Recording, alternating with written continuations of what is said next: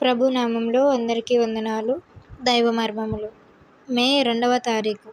ఆదికాండము 3వ అధ్యాయము 23వ వచనము 24వ వచనము.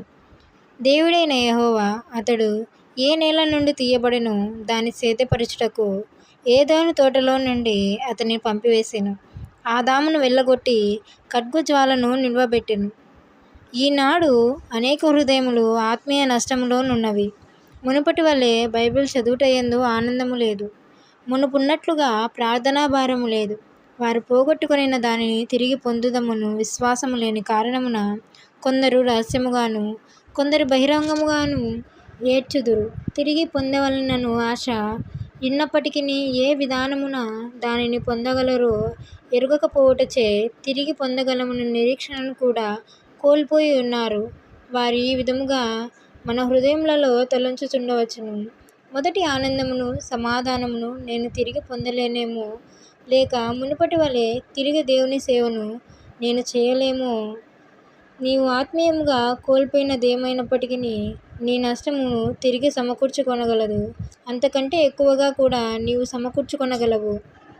ఆరంభంలో ఆదాము సమస్తమును పోగొట్టుకొనెను. యేసుక్రీస్తు ప్రభువు ద్వారా మానవుడు సమస్తమును తిరిగి సంపాదించుకొనగలిగెను.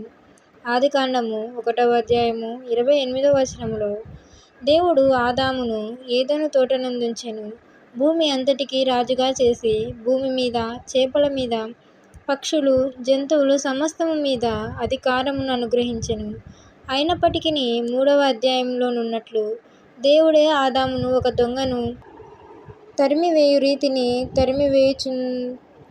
చూచుచున్నాము.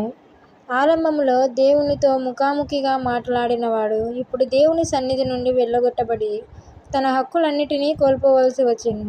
ఎంత గొప్ప నష్టము! దానినెవరునూ విలువకట్టలేరు. అయితే ప్రకటన 21, 22 అధ్యాయములలో మొదట దానికంటే ఎంతో ఎక్కువ మహిమకరమైన నూతన సృష్టిని మానవుడు ఏలుటను మనము చూడగలము. ఆమేన్.